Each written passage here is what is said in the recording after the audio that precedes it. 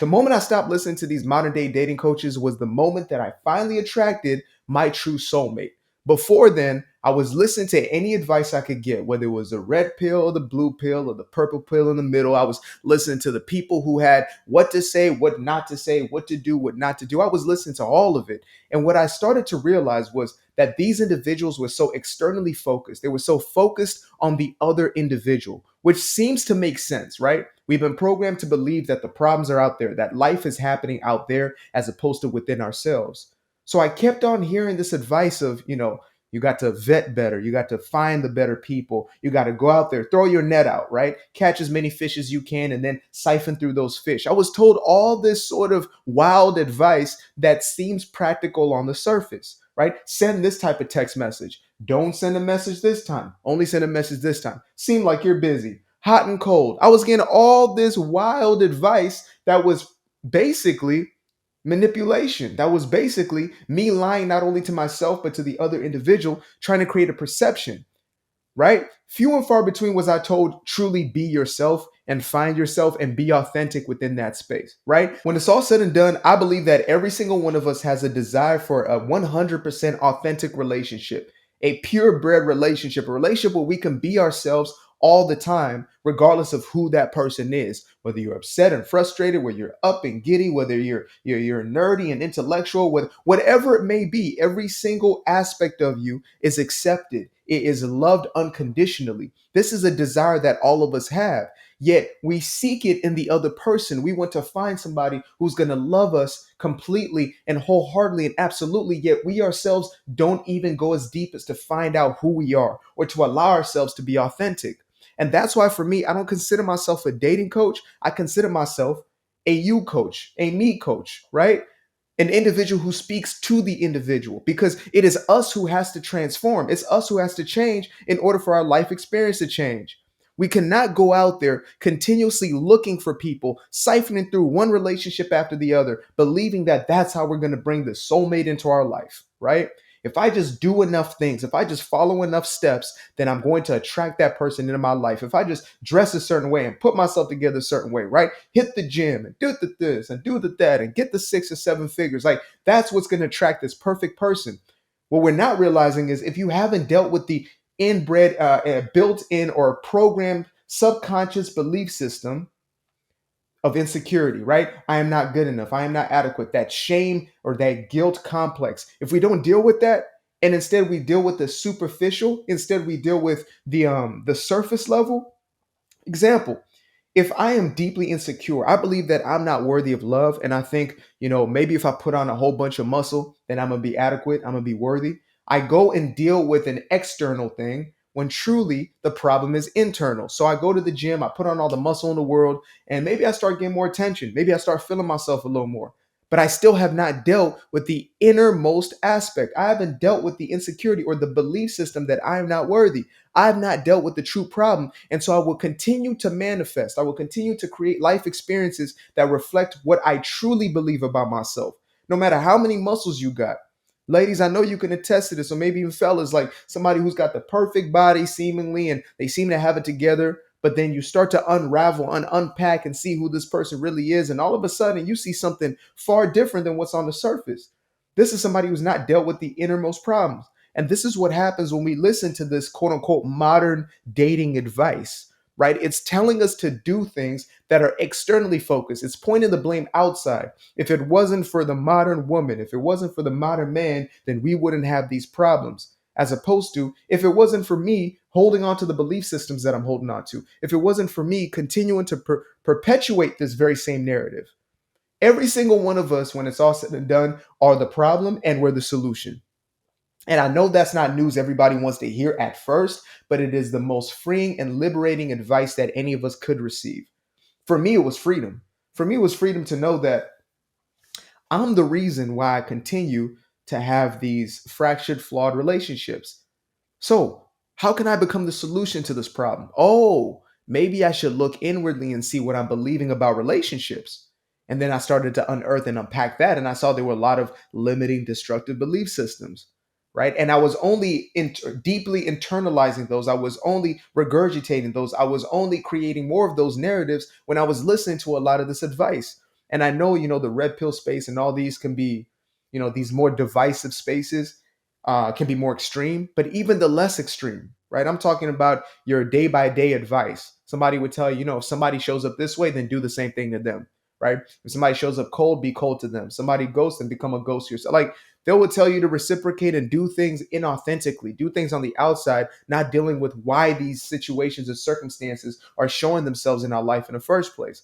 We may not want to admit it, but it's always going to be truth. Universal law is always at play. We are creating these dynamics in our own lives by the belief systems that we hold, whether it's conscious or unconscious. So I recommend, this is just a recommendation. This is not a diagnosis or prognosis, and this is not a prescription, right?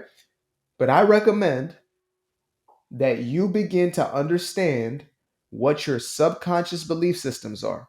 And the way you can do that is look at the results you're getting in your life. This is a recommendation, right? Recommendation. Look at the patterns in your relationships. Look at any patterns in your life, and they will demonstrate to you what you truly believe about that area of your life every single time. Now, you may believe, well, I was born into a broken household, so of course, yeah, okay. If you're born into a quote unquote broken household, then start to look at what belief systems did you start to internalize by seeing that relationship dynamic between your parents or parental figures or your guardians or just the people around you, right?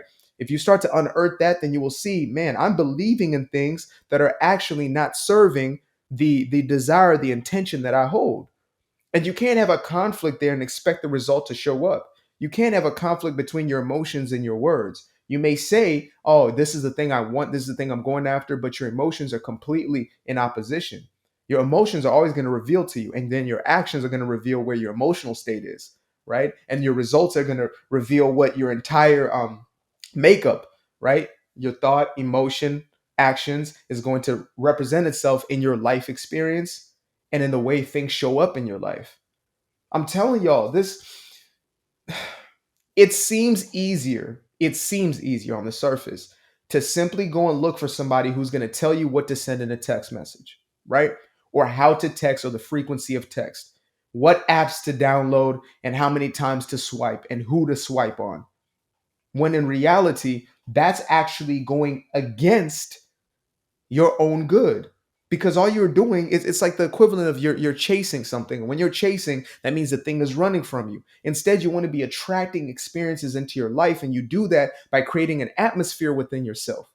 You change your mindset, you change your emotional state, and you change your emotional state by changing the way that you're thinking. Your emotions are nothing more than indicators of the beliefs that you're holding, the stories that you're telling yourself, the stories that you're allowing to perpetuate in your life. And I know it's easier to keep those narratives. I know it's easier to blame. I know it's easier to point the finger. You're the reason, she's the reason, he's the reason, my exes are the reason, right? You get yourself into 15 relationships and every single one of them is a quote unquote narcissist. Don't you think that there may be something to that? Like, wouldn't you think to look a little deeper as to why you continue to attract the very same patterns or see the same patterns in your life? It's not because all human beings are the same.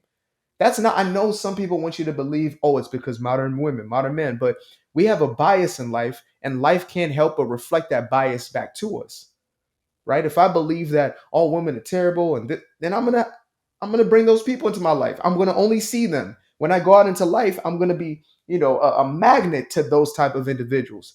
But when I start to fix that belief system within me and the way that I even see myself, because that one is key. And I made, 2 videos so far on self-image, and I'm gonna make a whole bunch more.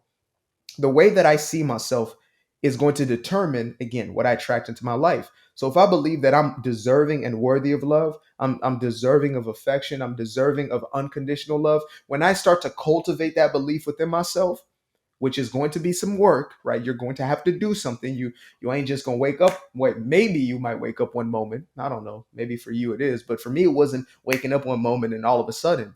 It was a gradual process of me accepting more and more that I'm deserving of love. And then finally, one day I truly started to believe it. And then lo and behold, I attracted that very same love into my own life. Not only through my intimate relationship, but through friendships and through interactions and engagements with people who are seeming strangers. Like, life started to truly shift for me. And that happened only when I stopped listening to this advice. And I'm not trying to take, money out of somebody's plate, or food off of money off somebody's plate, money off somebody's pockets, or food out of somebody's baby's plate. I'm not trying to do that. If you want to support somebody who's a dating coach, you believe in them, etc., keep doing whatever you got to do. If you're a dating coach, keep doing whatever you got to do for you. But I can't lie to you guys. I can't tell you guys something that is not going to help you, but is going to seem to benefit me in some way. Absolutely not. The only truth, the whole truth, and nothing but the truth is you are the creator of your own physical reality. You're the creator of your experience. And you can only shift that experience once you make the decision, the conscious decision to be aware of those belief systems and to start to change those belief systems. That's the only way. So, if y'all want anything deeper on the subject matter, let me know in the comment section below. Otherwise, let me know your experiences, whether it's, with advice that was crazy or advice that has changed your life. I want to know what's your story, right? So share your story amongst one another's, and, let's get the dialogue going. But until the next time, appreciate you guys for tuning in. Namaste. Namasko.